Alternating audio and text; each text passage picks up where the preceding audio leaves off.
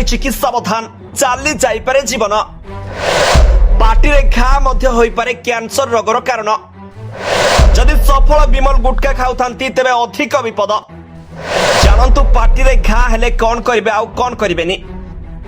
ପାଟିରେ ସାମାନ୍ୟ ଘା ହୋଇପାରେ କର୍କଟ ବା କ୍ୟାନ୍ସର ରୋଗର କାରଣ।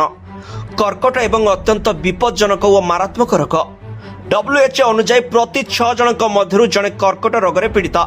ତେବେ କର୍କଟ ରୋଗର ଚିକିତ୍ସା ଆରମ୍ଭରେ ଚିହ୍ନଟ ହେଲେ ହିଁ ସମ୍ଭବ ହୋଇଥାଏ, କିନ୍ତୁ ଅଧିକାଂଶ ଲୋକ ସୂଚନା ଅଭାବରୁ ଏହାକୁ ଅଣଦେଖା କରିଥାନ୍ତି। ଏମିତିକି କିଛି ସମସ୍ୟା ଅଛି ଯାହାକୁ ଲୋକମାନେ ସାମାନ୍ୟ ବୋଲି ଅଣଦେଖା କରନ୍ତି, କିନ୍ତୁ ଏହା କ୍ୟାନ୍ସରର ଲକ୍ଷଣ ହୋଇପାରେ।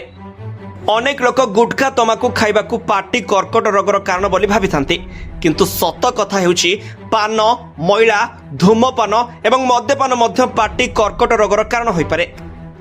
ପାଟି ଭିତରେ ଥିବା କିଛି ପ୍ରକାରର କ୍ଷତ ମଧ୍ୟ କର୍କଟ ରୋଗର ଲକ୍ଷଣ ହୋଇପାରେ। ସ୍ୱାସ୍ଥ୍ୟ ବିଶେଷଜ୍ଞଙ୍କ ମତରେ ପାଟିରେ ଅଲସର ହେବା ସ୍ୱାଭାବିକ, କିନ୍ତୁ ବେଳେବେଳେ ଏହି ସମସ୍ୟା କ୍ୟାନ୍ସର ଭଳି ରୋଗର କାରଣ ମଧ୍ୟ ହୋଇପାରେ। ପାଟିର ଅଲସର ଏକ ସାଧାରଣ ସମସ୍ୟା, କିନ୍ତୁ ଏହାକୁ ଅଣଦେଖା କରିବା ଉଚିତ ନୁହେଁ। ବିଶେଷଜ୍ଞଙ୍କ ଦ୍ୱାରା ଏହାର ଯାଞ୍ଚ କରିବା ଉଚିତ।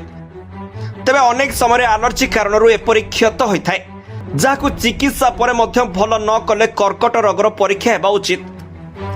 ସ୍ୱାସ୍ଥ୍ୟ ବିଶେଷଜ୍ଞଙ୍କ ମତରେ ଯଦି ପାଟି ଭିତରେ ଜିଭରେ କୌଣସି ସ୍ଥାନରେ କ୍ଷତ ଅଛି ଏବଂ 3 ରୁ 4 ସପ୍ତାହ ମଧ୍ୟରେ ଭଲ ହେଉନାହିଁ, ତେବେ ବିଳମ୍ବ ନକରି ବାୟୋପ୍ସି କରିବା ଉଚିତ, କାରଣ ଏହା କ୍ୟାନ୍ସର ମଧ୍ୟ ହୋଇପାରେ।